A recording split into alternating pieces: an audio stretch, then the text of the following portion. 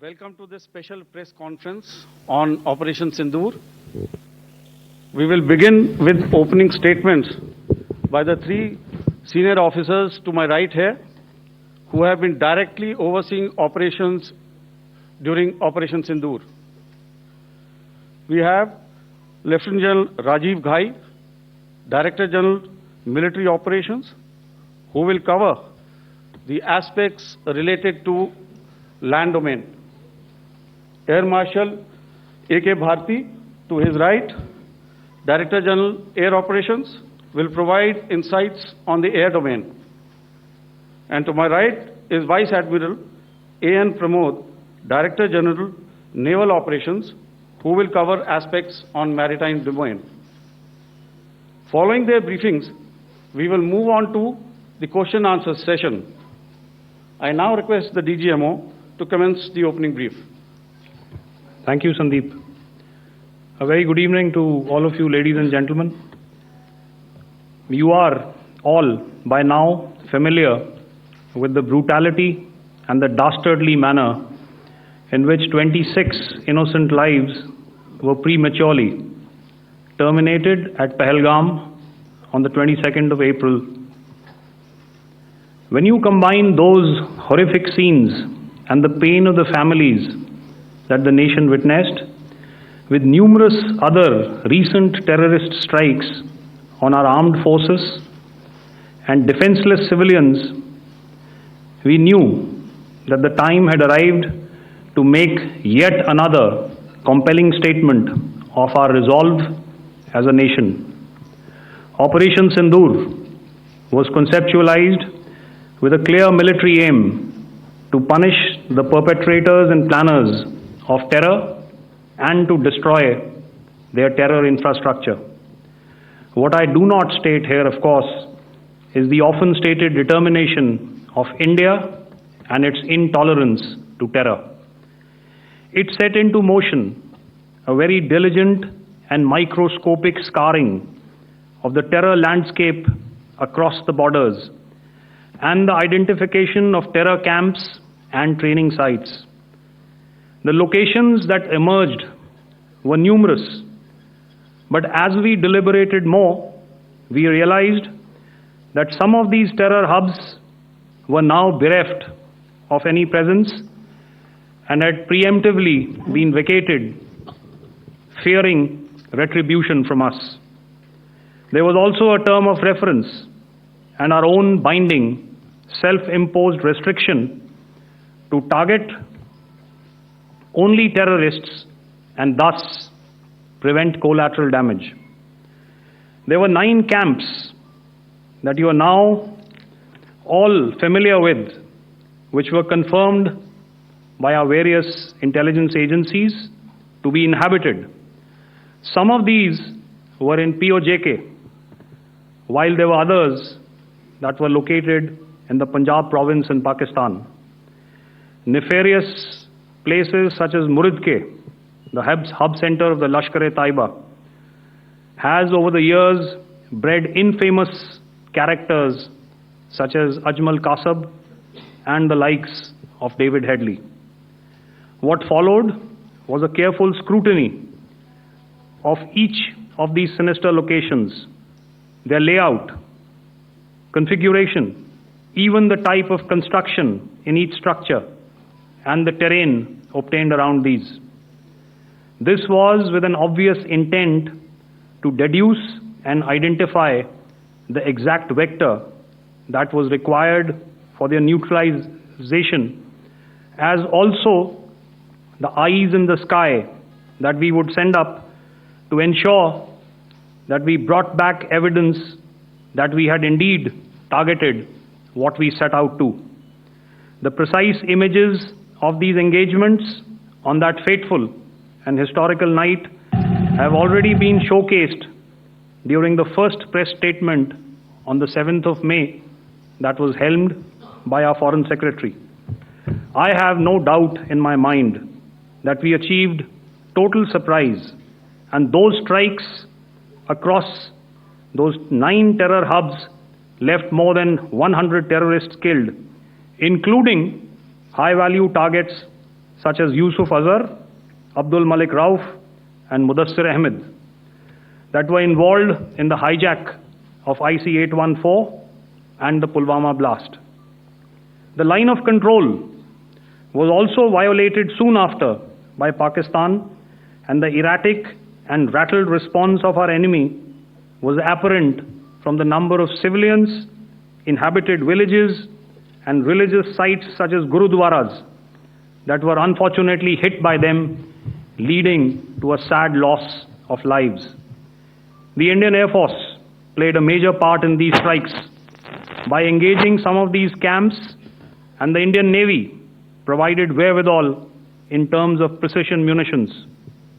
The Indian Air Force obviously had their assets up in the sky, and I will here request Air Marshal Bharti, the Director General of Air Operations, to detail for you the methodology that the men in blue adopted to successfully manifest this mission. Thank you, Rajiv. A very good evening, ladies and gentlemen. It indeed is a difficult time that we have to come here like this and brief you. We could have done without this, but we had no choice. As the DGMO has detailed, the event was precipitated by the dastardly act at Pahalgam. The sequence of events have already been detailed. We carefully selected the targets, and out of the 9 selected targets, the target systems that were given to the Indian Air Force were the notorious training camps at Bhavalpur and Muridke, these being further from the international boundary.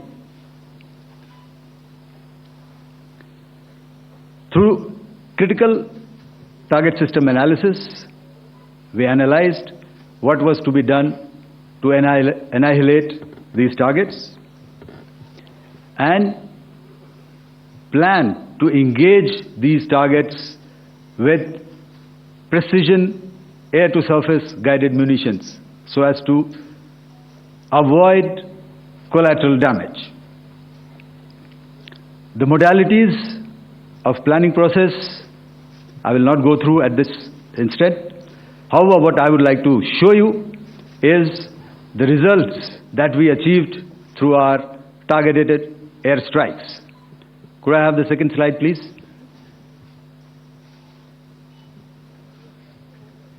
Yeah, change, please.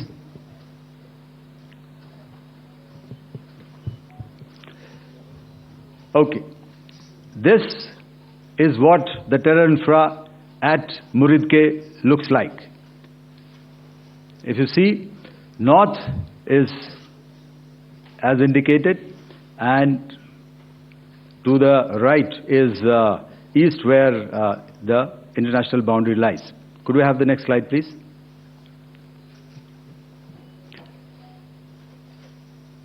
Orientating.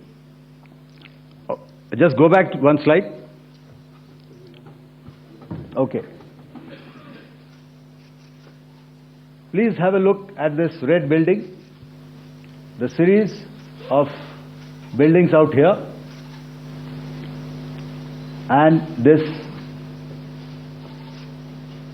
empty ground. Next.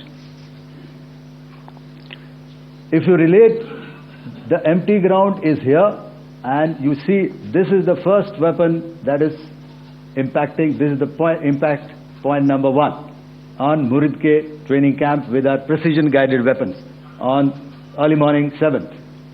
Next, please. Keep your eyes glued for the second weapon coming in and the second impact on the selected target point. Next slide, please.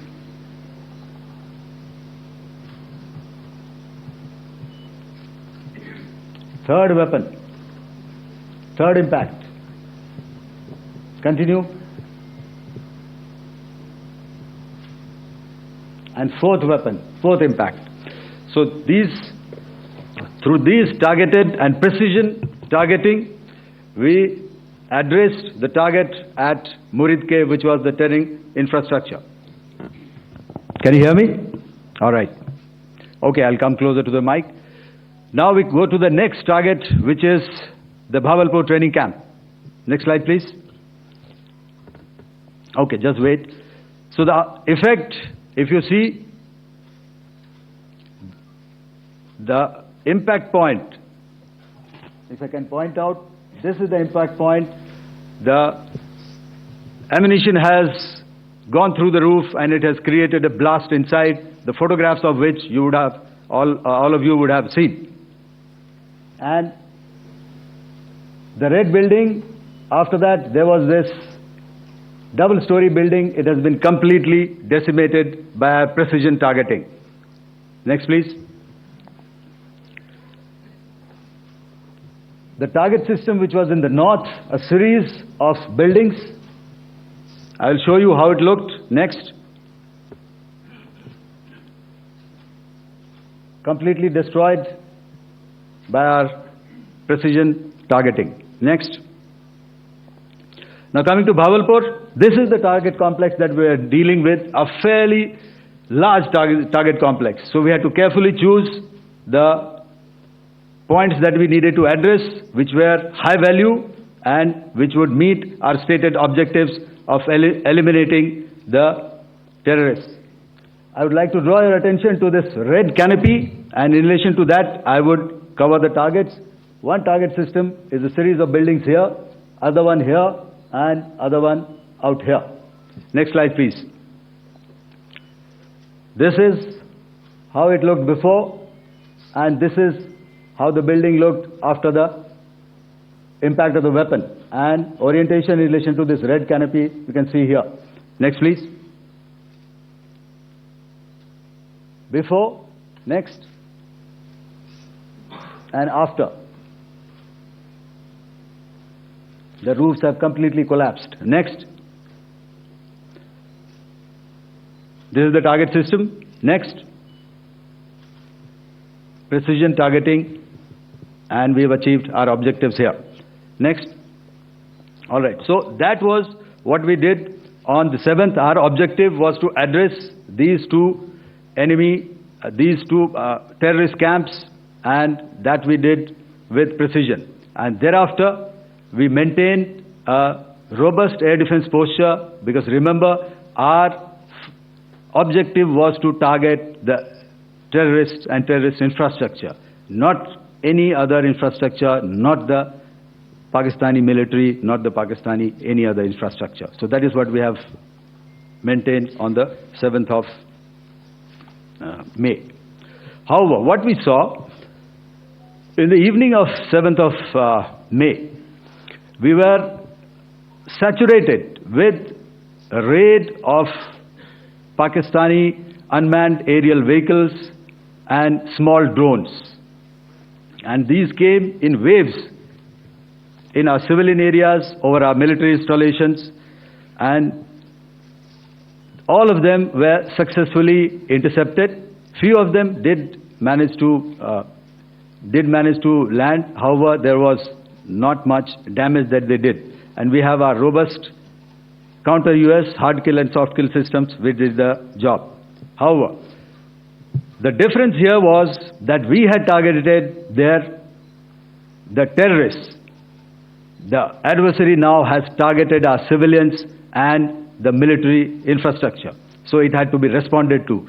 So in a quick and calibrated response, that very night, we struck their radar installations at Lahore and close to Gujranwala, the LYT installation, to indicate to him that we are ready, yet we do not want to escalate. Our fight was with the terrorists and not with the Pakistani military establishment.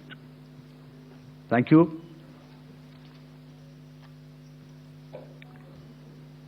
Thank you, Air Marshal Bharti. So, ladies and gentlemen, he's outlined operations not only on the night of 6th and 7th of May, when Operation Sindoor commenced, but also on the subsequent night.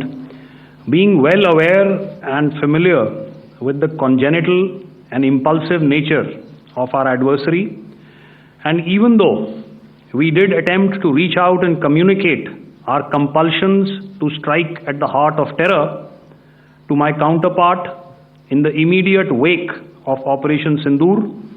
The request was brusquely turned down,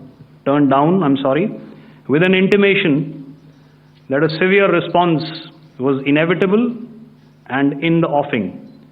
We were, of course, prepared. Operations on the 7th and the 8th, Air Marshal Bharti spoken about.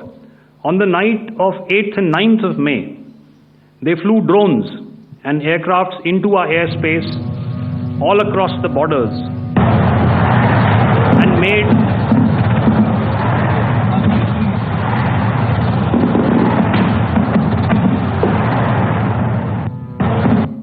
and made largely unsuccessful attempts to target numerous military infrastructure.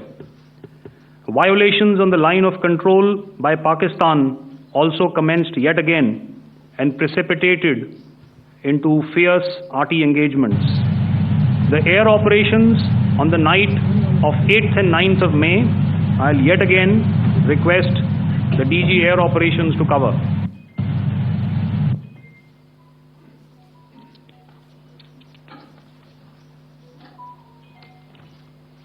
So I just covered what happened on the night of 7th and 8th. What we found that on the night of 8th and 9th, starting as early as 22:30 hours, our cities had a mass raid of drones, unmanned aerial vehicles, UCAVs, starting right from Srinagar, going down right up to Nalia.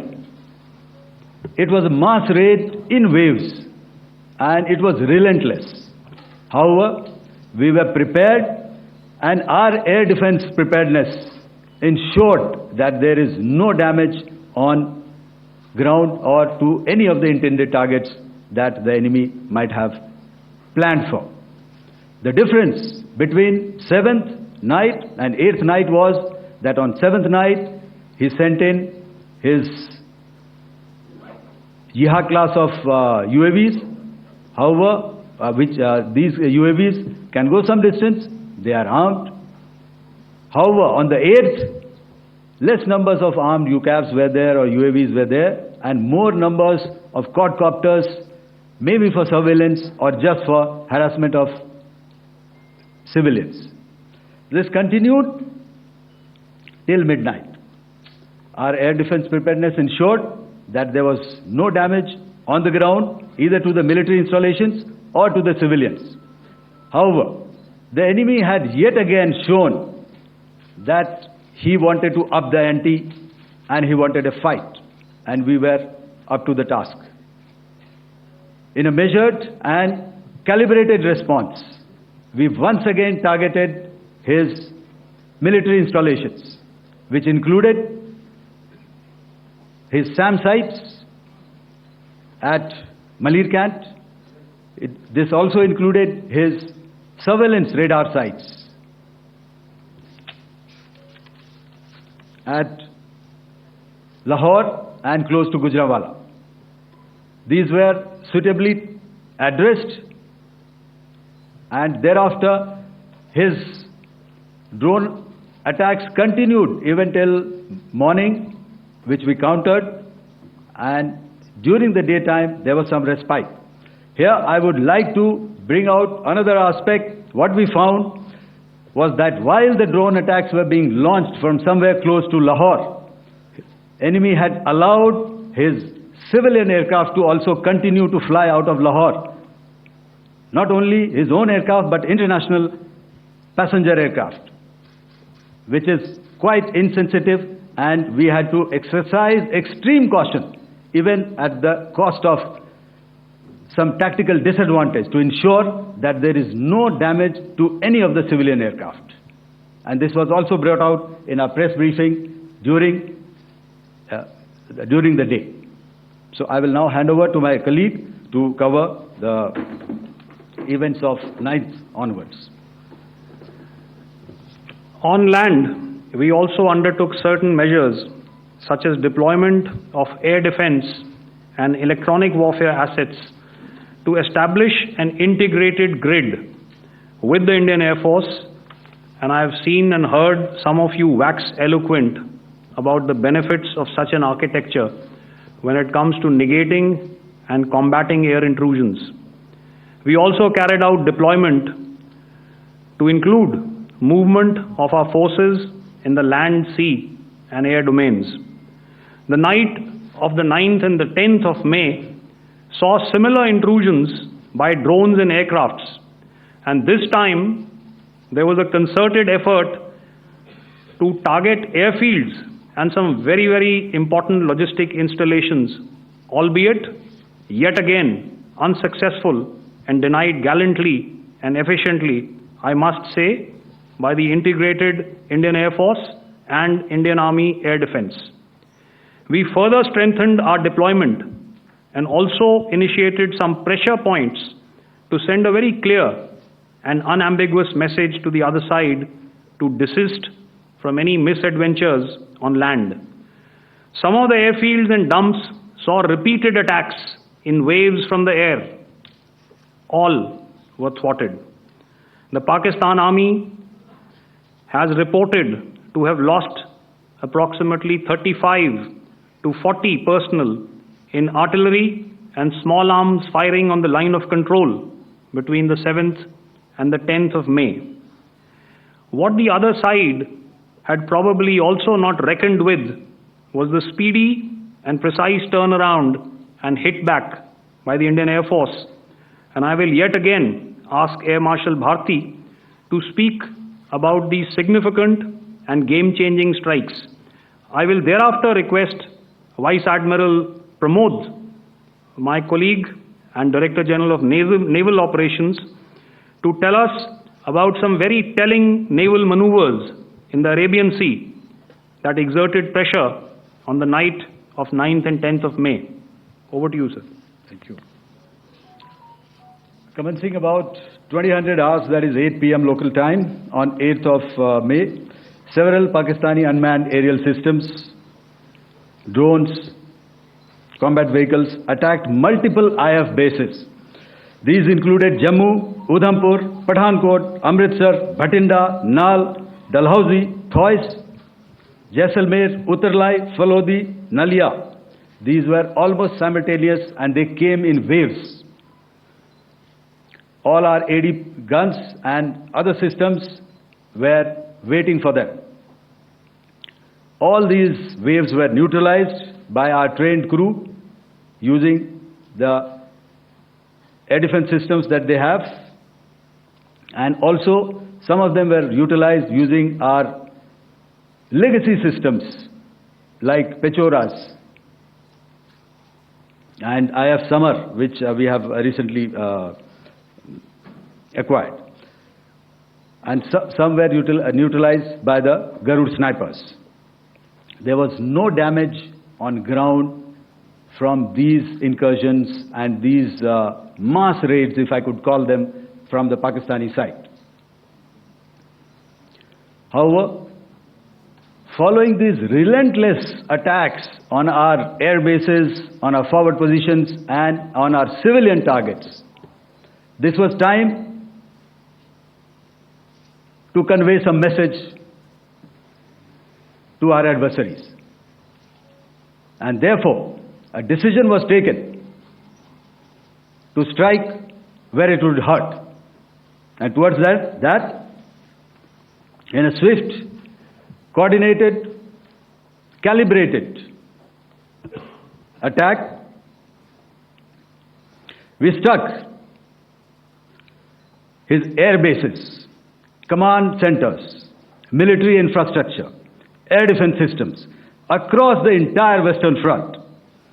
The bases we struck include Chaklala, Rafiki, and mind you, Chaklala is Islamabad. Rahim Yar Khan, Sakar, sending a clear message that aggression will not be tolerated. This was followed by strikes at Sargoda, Bholari, Jacobabad.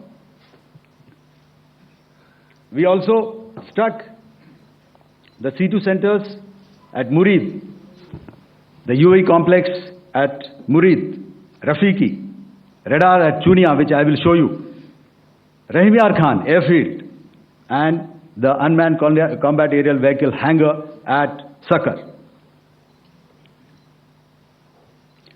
I would like to reiterate here that we have the capability to target every system at these bases and more. However, it was only a measured response to instill good wisdom to our adversary to refrain from further escalation. IF's response was directed only at military installations, avoiding civilian and collateral damage. I would now like to show you some of the effects that have been achieved as a result of our air operation.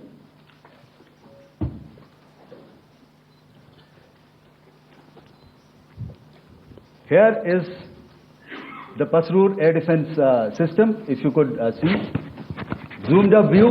This is the radar mounted on a high tower. And after the strike,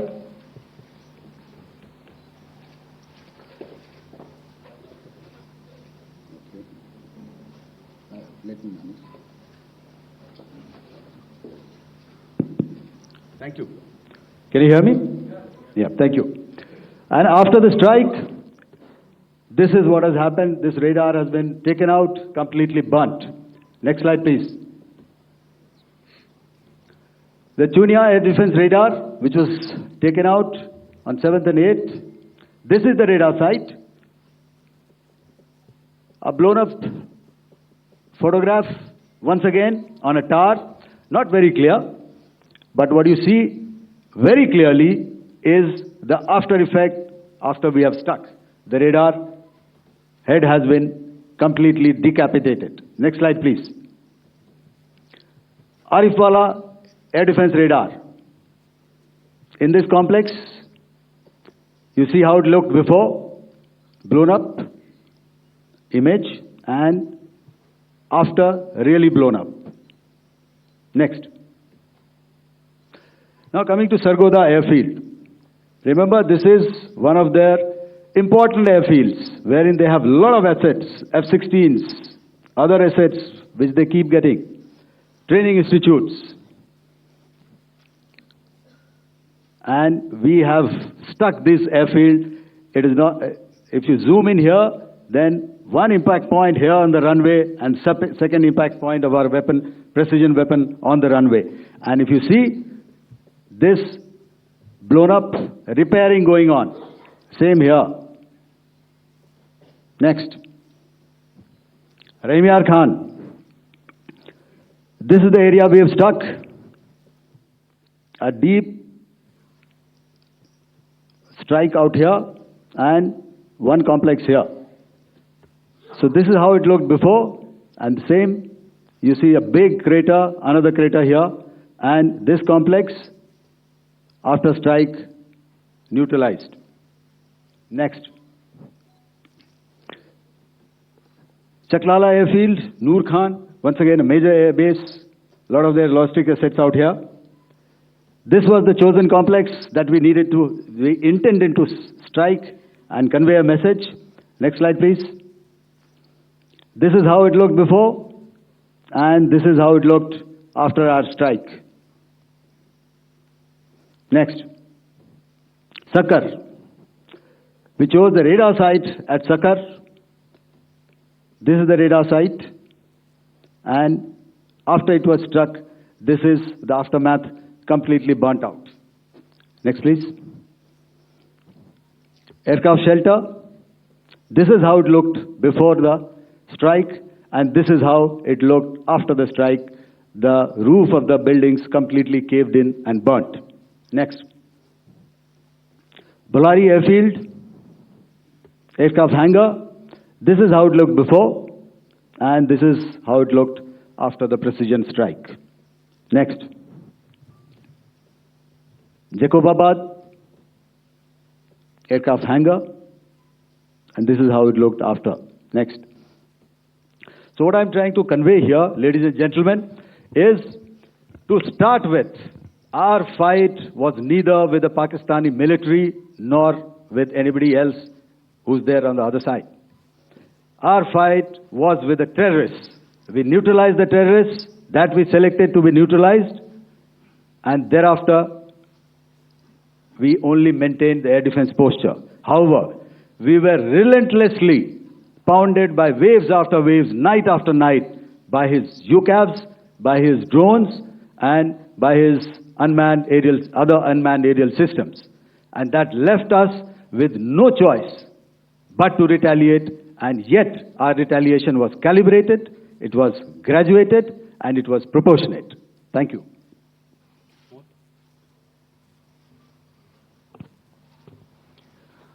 Good evening, ladies and gentlemen. In the aftermath of the cowardly attacks on innocent tourists at Pahalgam in Jammu and Kashmir by Pakistani-sponsored terrorists on 22nd April, the Indian Navy's Carrier Battle Group, surface forces, submarines and aviation assets were immediately deployed at sea with full combat readiness in concert with the joint operation plan of the Indian Defence Forces. You may be aware that we tested and refined tactics and procedures at sea during multiple weapon firings in the Arabian Sea within 96 hours of the terrorist attack. The aim was to revalidate our crew, armament, equipment, and platform readiness to deliver various ordnance on selected targets precisely. Thereafter, our forces remained forward deployed in the Northern Arabian Sea in a dissuasive and deterrent posture with full readiness and capacity to strike select targets at sea and on land, including Karachi at time of our choosing. The forward deployment of the Indian Navy compelled Pakistani naval and air units to be in a defensive posture, mostly inside harbors or very close to the coast, which we monitored continuously. The Indian Navy maintained seamless maritime domain awareness throughout the duration and was entirely aware of the location and movement of Pakistani units. In effect, we had and continue to have good battle space transparency using our maritime domain awareness grid. As you are aware, our response has been measured, proportionate, non-escalatory, and responsible from day one. Accordingly, the calibrated approach considered all options, including the ability of the Indian Navy for offensive action from and at sea. As part of this escalation control mechanism, the application of force by the Navy was planned in a synchronized manner in coordination with the Army and Air Force, the highlight being teams from the three services working closely in an integrated manner. Along with the kinetic actions by the Indian Army and Indian Air Force, the overwhelming operational edge of Indian Navy at sea contributed towards Pakistan's urgent request for a ceasefire yesterday. As we speak, Indian Navy remains deployed at sea in a credible deterrent posture to respond decisively to any inimical action by Pakistan or Pakistan-based terrorists. Thank you. Samno Varna, Jai Hind. Now I'll hand over to Director General Military Operations for further proceedings. Ladies and gentlemen, on the 10th of May, in the morning, even as we were getting into a huddle to wargame the events of the previous night, a routine exercise, I received a message on hotline from my counterpart in Pakistan seeking my willingness to communicate. Since our initial aim was to strike at terror camps, and all our actions in the subsequent days were in response to the intrusions and violations by the Pakistan Air Force and its army, it was decided that I would indeed speak with my counterpart. You are already aware, I've seen it being covered on national television, that my communication with the Pak DGMO was conducted at 15:35 hours yesterday and resulted in cessation of cross-border firing and air intrusions by either side with effect from 1700 hours 10th of May, after he proposed that we cease hostilities. We also decided to further speak on the 12th of May, that's tomorrow, at 1200 hours, to discuss the modalities that would enable the longevity of this understanding. However, disappointingly, and must I add, expectedly, it took only a couple of hours for the Pakistan Army to violate these arrangements by cross-border and across the line of control firing, followed by drone intrusions across the expanse of the Western Front through last night and in the early hours of the morning today. These violations were responded to robustly and dealt with as they must be. We have earlier today sent another hotline message to my counterpart highlighting these violations of the understanding between the DGMOs on the 10th of May and our firm and clear intent to respond to these fiercely and punitively, if repeated tonight, subsequently, or later. In this regard, I must inform all of you that the Chief of Army Staff has earlier today conducted a security review and has granted full authority to our Army commanders for counter-actions in the kinetic domain in case of any violation by Pakistan. In the end, I pay my solemn homage to my 5 fallen colleagues and brothers from the armed forces and civilians who have tragically lost their lives in Operation Sindoor. Our hearts go out to the bereaved families, and we express our solidarity to them in this lifetime and beyond, at this grave juncture in their lives. Their sacrifices shall always be remembered and spoken of in glowing terms by a grateful nation. We have thus far, ladies and gentlemen, exercised, and my colleague Pramod highlighted this, immense restraint, and our actions have been focused, measured, and non-escalatory. However, any threat to the sovereignty, territorial integrity, and safety of our citizens will be met with decisive force. Jai Hind. Okay, ladies and gentlemen, we are now open for questions. All right, now, since I would not know all of you, I would expect you to please raise the placard or your hand, and once I indicate, I expect you to please give out your name and the media group that you belong to. Keep your questions short so that we can take as many questions as possible. Also, ladies and gentlemen, kindly bear in mind that confidential aspects may not be answered by the 3 DGMOs. Right. I've got a lot of hands there. Let me start from the left. Left foot always in front when we start marching. So here we have to the left, okay. Yeah, 238. Hello. So this is Manas Pratimugyan from PTI, Press Trust of India. So the understanding that was reached yesterday on stopping the military operations and actions, was it for just 3 days? And what would be the cost escalation if there is violation of this understanding by the Pakistani side? And my subsequent question would be that we have a kind of ceasefire agreement with Pakistan that was finalized in 2003. So will there be some kind of similarities in frameworks between the two kind of understandings, 2003 ceasefire agreement and the current understanding on stopping military operations.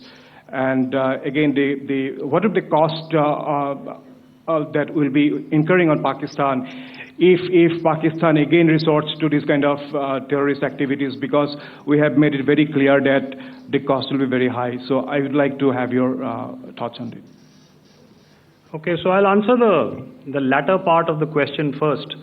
I also want to add that while the initial ceasefire agreement, as you correctly pointed out, is of the 2003 vintage, but I must remind you that in 2021, in the month of February, and this was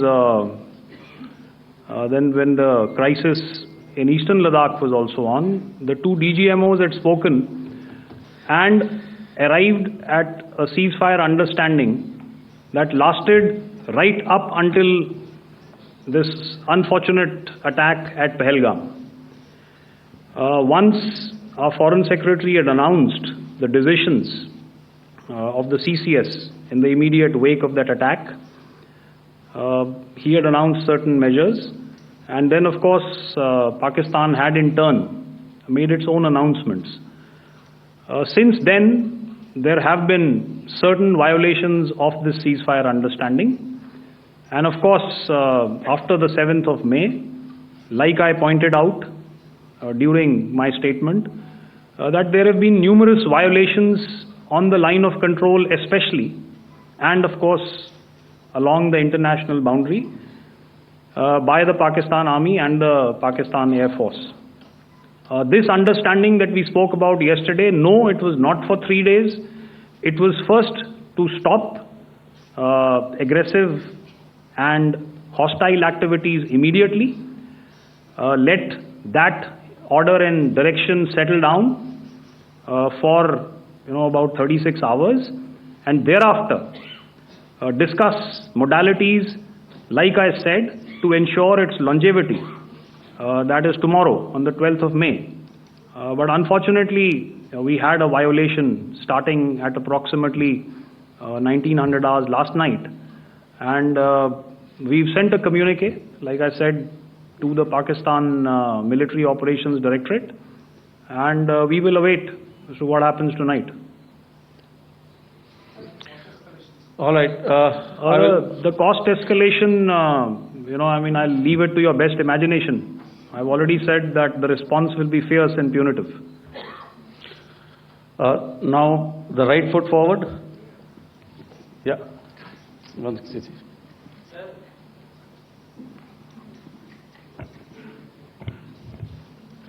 Sir, I am Ajit Dubey from ANI, sir. Sir, my question is that you talked about the loss of lives to the Pakistan army, that was around 35 to 40 kills secured by the Indian army. Sir, can you tell us what would be the total loss of life to the Pakistan army in both army and air force attacks, sir? And how good was the performance of the BrahMos, Scalp and the S-400 during the operations?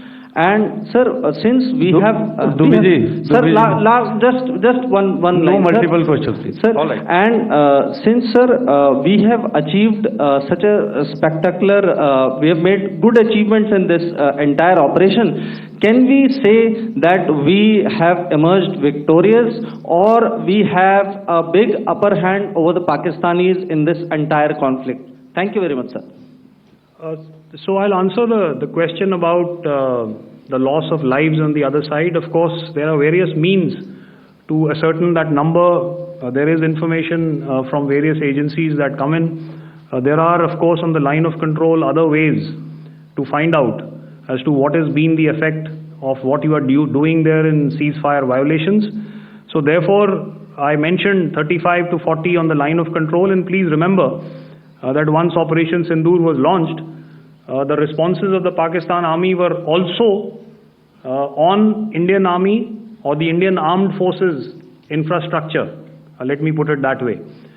So that's why I did not cover casualties of the Pakistan army, at least in the initial phases of battle, because those were not our targets.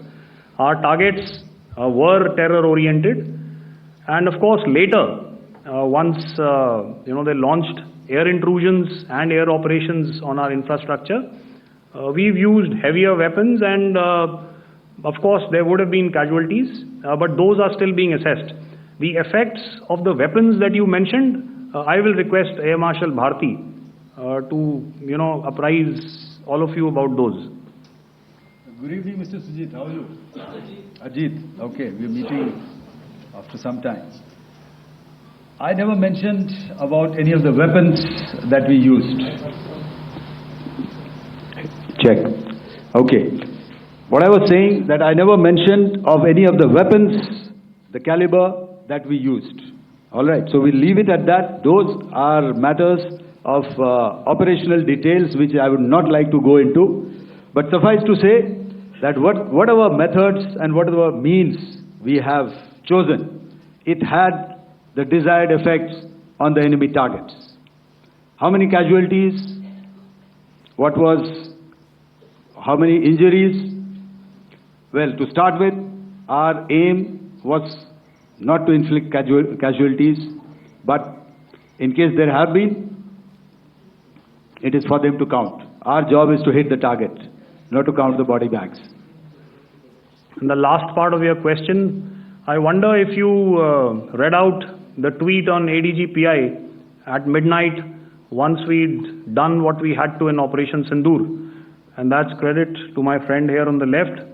Justice has been served, Ajit. That is all that I will say. Ajit, I'll request you to, refrain putting words into his mouth. All right. I'll come back to the left. 147. Sorry, 47. No, 47. Did I see it here or? Yeah. Good evening, gentlemen. Sorry, 147. I saw it there. Sorry. Yeah. Since I've already said 147. Start, please. Hi, sir. Good evening. This is Shivam Patel from Reuters News Agency. Thank you for giving me the opportunity. My question, sir, is how many military targets did Indian Armed Forces strike in Pakistan in response to the attacks from Pakistan? How were these targets selected? And how many troop casualties have been there in total on both sides, if you can give details? Thank you. I'm sorry, where are you? I haven't spotted his... He's to the right. Okay. Can you just repeat that for me, please? Sure, sir. So my name is Shivam Patel. I'm from Reuters News Agency. My question is, how many military targets in total did the Indian Armed Forces strike in Pakistan in response to the attack from Pakistan? How were these targets selected? And how many troop casualties have been there on both sides, if you can? So you're speaking of the targets that I mentioned in the wake of the attack at Pahalgam, right? Military targets, after full response. Yeah, I think it's amply clear to everybody here that the Pakistan army has not crossed the international boundary, neither in the plain sector nor on the line of control. So the intrusions have been in the air. There have been certain attempts on the line of control when ceasefire violations have been on to try and infiltrate and carry out and perpetrate activities that we are all very well familiar with. Whether these are by terrorists or by the Pakistan army or its special forces and commandos is difficult to say, but each of these have been effectively thwarted. So therefore, as far as engagements of military targets on the other side is concerned, I thought Air Marshal Bharti covered those very well and in detail, and he also mentioned as to how they went about targeting those. I think those images were very clear and very, very graphic in telling us as to what we needed to hit. And you'll remember right at the outset I said that we even went into what was the construction in each of these locations and therefore decided on the vector that had to be utilized. Please. Okay, if I could add to what the DGMO has said, I have already detailed the targets. Now, whether it is X numbers or Y numbers that is immaterial. And what damage have we inflicted? You have seen. What are the casualties on the other side? As I said, that is for them to count. As far as we are concerned, from the air defense side, if they had a choice, they would have definitely come in. Their fighters, the more numbers of UCAVs, it is not that they did not intend to come in. It is only that our robust AD posture prevented them from coming in. So that must be known, and that must be realized by all the audience here. Yeah, I'll come to the left now, 24.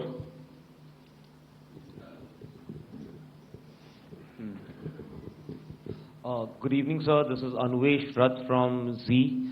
Sir, I wanted to know on the first briefing, which was done by FS and two representatives from Air Force and Army, you showed a list where there was 21 places in that list. You have stuck 9. Are more operations going to be held? Is Operation Sindoor still on? And the second question, thank you, sir. Thank you so much. And also, I want to congratulate all three of you for a fantastic operation that you guys have done. Thank you so much. Thank you so much for that one question. Yeah. Sir, the question. Unfortunately, Rath, is that your name? I'm sorry. As far as operational details are concerned, I am not in a position to share those right now. But I think I'll take a cue from Pramod. He said towards the end that the Indian Navy is still in a posture that is deterrent. And I have already made it very clear towards the end of what I said that it's only a couple of hours ago that the Chief of Army Staff has carried out a security review, and he's authorized our Army commanders to deal with violations of any kind from across the borders in a manner that they deem fit. So again, to reiterate, the response will be fierce and it will be punitive.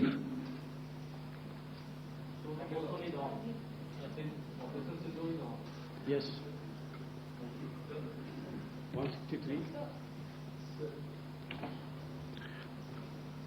I'll go back this side now.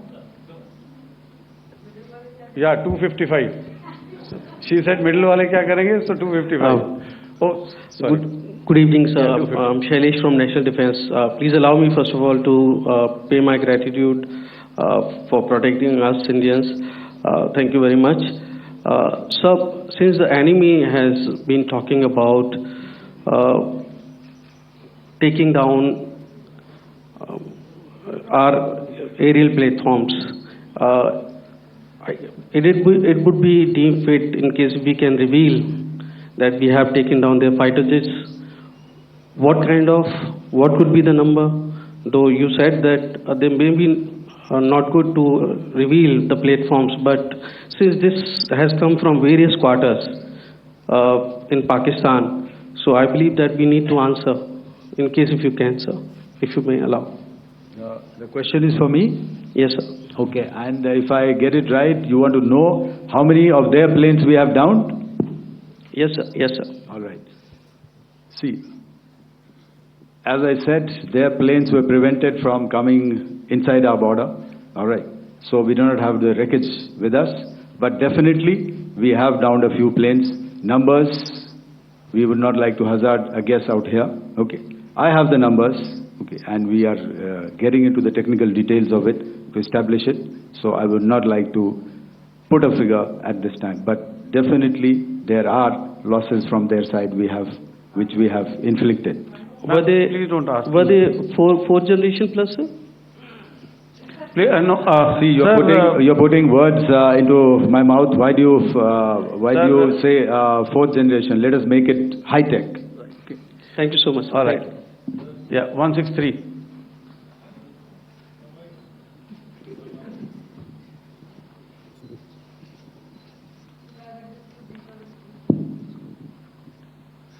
Sir मैं मंजीत नेगी हूँ आज तक से। मेरा सवाल ये है कि इस पूरे ऑपरेशन में जो आतंकी ठिकानों को निशाना बनाया गया, क्या नंबर्स कुछ बता सकते हैं कितने आतंकी मारे गए? कुछ नाम सरकार मतलब कुछ नाम मीडिया में आए भी हैं जो बड़े उसके मास्टरमाइंड थे।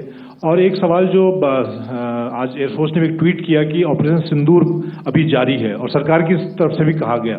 और पिछली बार जब विदेश मंत्रालय की प्रेस कॉन्फ्रेंस पहली हुई थी उसमें वो लिस्ट दिखाई गई थी कि 21 टेरर कैंप आइडेंटिफाई किए गए हैं। तो क्या जो बाकी बचे हुए टेरर कैंप उन पर भी कार्रवाई होगी? और एक नंबर अगर आप बता पाएं कितने टेररिस्ट मारे गए? Sir, before you answer, sir, before you. Manjeet ji, 3 questions. The third one has just been asked here before. So 21 this thing. So I'll request the first to be answered so that we have more number of people who can ask. Manjeet, जब मैंने statement दिया तो मैंने शुरू में ही कहा कि जैसे ही ऑपरेशन सिंदूर कॉन्सेप्चुअलाइज हुआ तो हमारा जो पीछे की कार्रवाई होती है स्पेड वर्क और टारगेट्स को आइडेंटिफाई और एनालाइज करने की कार्रवाई शुरू हो गई थी। मैंने जब स्टेटमेंट दिया तो मैंने बताया कि बहुत सारे थे, हमने 21 दिखाए होंगे और भी हैं, लेकिन वो लिस्ट फिल्टर करते करते 21 तक पहुंची। अब क्या आगे एंगेज किए जाएंगे? अगर ज़रूरत पड़ेगी तो ज़रूर एंगेज किए जाएंगे, लेकिन मैंने बताया कि इस समय जो इंट एजेंसीज ने हमें बताया कि फलाने कैंप में प्रेजेंस है, हमने उनको एंगेज किया। कुछ नाम मैंने लिए, कुछ नाम अभी पुख्ता किए जा रहे हैं। मैंने आपको बताया कि जो इंट एजेंसीज ने अभी तक असेसमेंट किया है उसमें उन्होंने कहा है कि तकरीबन 100 से ज़्यादा मारे गए हैं।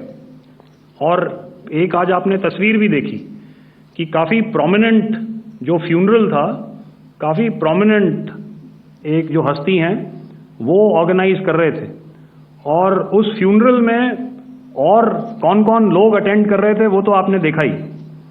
तो आप लोग सब समझदार हैं और मुझे ये कहने की ज़रूरत नहीं है कि इन लोगों को कहाँ से सपोर्ट मिल रहा है। अगर नहीं मिल रहा होता तो ऑपरेशन सिंदूर नहीं होता, तो उसी की वजह से है ये ऑपरेशन। तो मेरे ख्याल से मैंने आपके सारे सवालों का जवाब दे दिया। Ma'am, sir next is from 17। Sir मेरा नाम अंजू निर्वाण है, TV9 भारतवर्ष से। सर मेरा सवाल ये है कि ऑपरेशन सिंदूर में हमारी जो इंडियन नेवी है उसके बारे में सर थोड़ा सा बताएं कि किस तरह की उसकी भूमिका रही, क्योंकि हमने इस दौरान सर देखा कि बहुत सारी स्पेकुलेशन भी रही और ये बोला गया कि कराची तक हमारी नेवी ने ऑपरेशन किया है। तो सर इस पे थोड़ी सी क्लैरिटी चाहिए। और सर हमने कौन कौन से फाइटर एयरक्राफ्ट डाउन किए हैं, अगर उसका भी थोड़ा सा क्लैरिटी मिल जाए तो अच्छा रहेगा। तो मैं आपका पहले सवाल का जवाब दूंगा। I will make few sentences and leave it for your imagination. First of all, as I mentioned, we have quantitative and qualitative edge to deliver a massive blow to our adversary, and we completely dominate in the maritime front. Indian Navy's action is part of the escalation ladder mechanism which we have worked out amongst 3 services. This time, if Pakistan dare take any action, and Pakistan knows it, what we are going to do. That's all. Okay. आपके सवाल का जवाब मैं पहले दे चुका हूं। आपके सवाल का जवाब मैं पहले दे चुका हूं, इसलिए मैं बस उस तक ही सीमित रखूंगा और इतना कहना चाहूंगा कि आने वाले दिनों में आपको खुद ही पता चल जाएगा और ऐसी बातें छुपी नहीं रहती हैं, तो पता चल जाएगा। So at this time we'll just let it be. Okay, ladies and gentlemen, we have 1 or 2 more questions, sir. So please, they are going to be outside. You can speak to them there also. 104.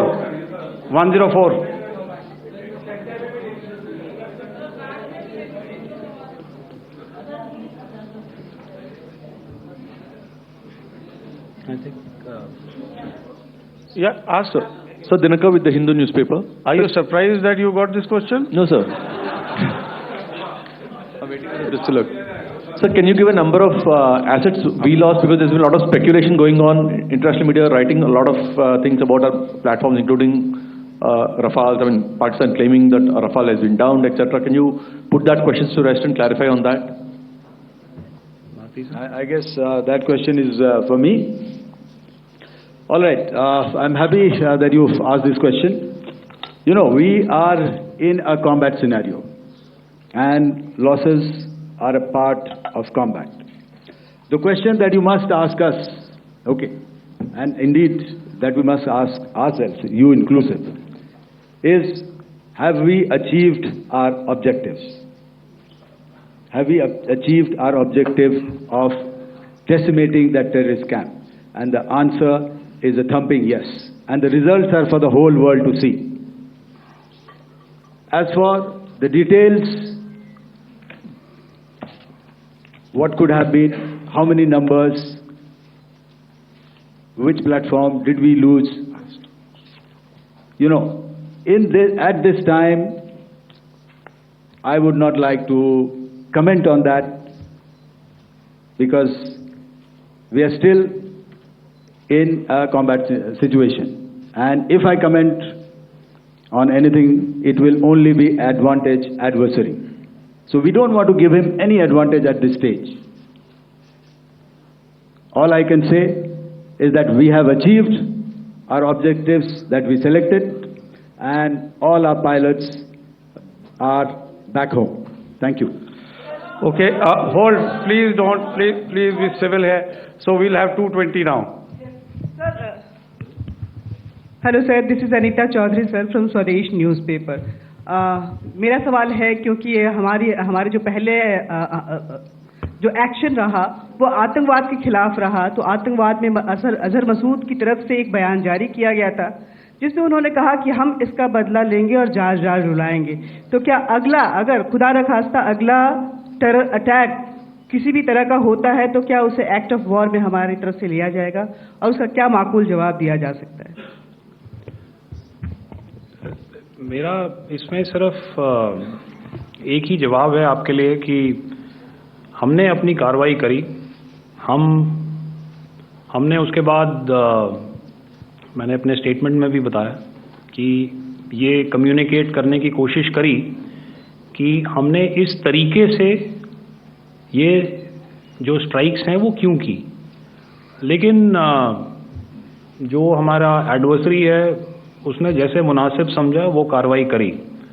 तो आपने देखा कि ये जो activities चल रही हैं 3-4 दिन से, ये कोई वॉर से कम नहीं है। नॉर्मल सर्कमस्टांसेस में एक दूसरे देश की एयरफोर्सेस हवा में नहीं उड़ती हैं और एक दूसरे के ऊपर स्ट्राइक्स नहीं करती हैं। हर रात इंट्रूजन्स नहीं होते हैं। लाइन ऑफ कंट्रोल पर सीज फायर वायोलेशंस, आपके एक साथी ने सवाल पूछा था शुरू में, एक सीज फायर अंडरस्टैंडिंग था, वो भी जा चुका है। उस सीज फायर अंडरस्टैंडिंग के जाते जो फायरिंग हो रही है लाइन ऑफ कंट्रोल में, उसमें घुसपैठ की कोशिश हो रही है। आमतौर पर ये घुसपैठ लाइन ऑफ कंट्रोल में टेररिस्ट करते हैं, लेकिन हमें इंफॉर्मेशन है कि हो सकता है ये पाकिस्तान आर्मी की टोलियां भी हों जो हमारे पोस्ट के ऊपर खामी पहुंचाने की कोशिश कर रही हैं। तो ये सारी एक्टिविटीज़ तो वॉर में शामिल हैं। तो ये कहना मुश्किल है कि आगे क्या होगा, वो स्पेक्यूलेटिव जोन में आ जाता है और मैं स्पेक्यूलेट नहीं करना चाहता हूँ। हर एक सिचुएशन अलग होती है और उससे एक तरीके से डील किया जाता है। सर मैं एक सवाल इसका मैं जवाब देना चाहता हूँ, एक मिनट। हम जो मिलिट्री होता है, our main job is to prevent war and maintain peace and stability.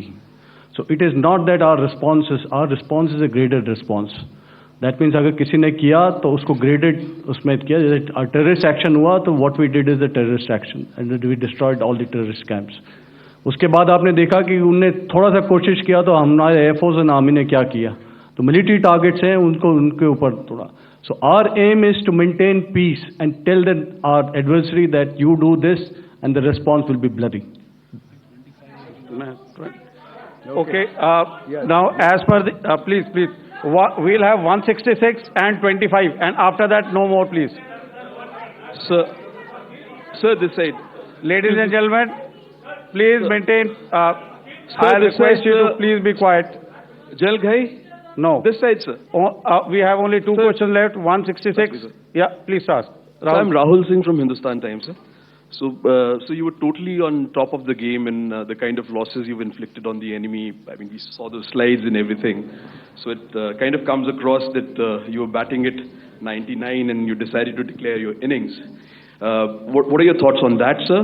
And do you think, are you weighing the option of the Pakistan army using this time, buying this time of the so-called ceasefire or the understanding? And you talked about how they could not be trusted. So buying time to kind of build up their war reserves, getting stuff from their friends like Turkey or China, are we considering that possibility, sir? Look, see, the call came from the Pakistani side to speak about cessation of hostilities. What pauses mean during such conflicts is known to everybody. You know, I don't want to go into the pros and cons of how preparation for war is made. You know, that is a process in itself. But I think my senior colleague here, the DG Air Operations, spoke, or he alluded at least, you know, to what this operation was precisely and specifically meant for. And I think that's something that we achieved, you know, right at the outset. Had we had the option not to go further, we probably wouldn't have. But we've been compelled to be in this situation. And as you've seen, the armed forces of India, and you know, you've got the three Director Generals sitting here, we are always prepared to face any eventuality. And like I said, that's for the sovereignty, the territorial integrity, and the safety of our citizens. So whatever has to be done will be done. You know, I'm not so concerned about what Pakistan will do in this time. I'm only concerned about what we will do. We have a roadmap and a plan, and we will follow it diligently, and we will follow it to the T. You know, that's the contention that I want to make here today. Ma'am, please. Okay, the last question, and ma'am, 25. She's been asking since the first one. Sir, I'm Nandita. Sir. She's not asking a question. Sir, I'm Nandita Dagar, DAGAR from DD News and DD India. Sir, I wanted to ask you that my question is to General Ghai. Sir, you spoke to your counterpart yesterday and the Pakistani counterpart. Sir, what is the Indian Army's assessment that despite that agreement, that talk that you had, despite that agreement coming into effect at 1700 hours yesterday, why did they violate it? And number two, yesterday at the joint Defense Ministry and Foreign Ministry briefing, Wing Commander Vyomika Singh and Colonel Sophia Qureshi had told us that we have cited the Pakistani troops amassing at the borders and at the LOC. Sir, has that situation changed? Have they withdrawn? And sir, if in case, despite now there is a lull, of course, but if tonight again, if the enemy again carries out shelling and aerial intrusions through drones, what is going to be our response, sir? Thank you. So, without outlining the specifics of that response, I've already made it clear that there will be a response, and it will be fierce and it will be punitive.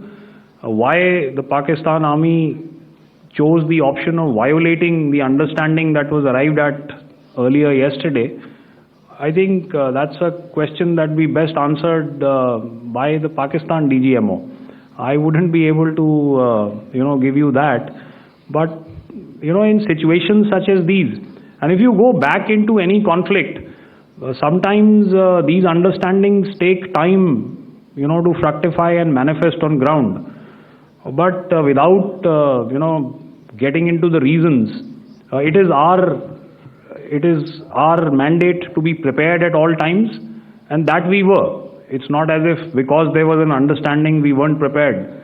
I must tell you that the armed forces were on a very, very high alert, and they continue to be in that state even as we speak. All right. Ladies and gentlemen, please, ma'am, please, Okay, thank you so much for coming today. Those who have missed asking a question, those who have missed, see, I knew I'll grab this attention from you like this. Those who have missed the opportunity to ask a question can give me a written one. I'll definitely get back to you with that. And also, they are they are invited for a cup of tea in my office day after tomorrow. Thank you, ladies and gentlemen, for coming. Thank you. Thank you very much. Jai Hind. Jai Hind.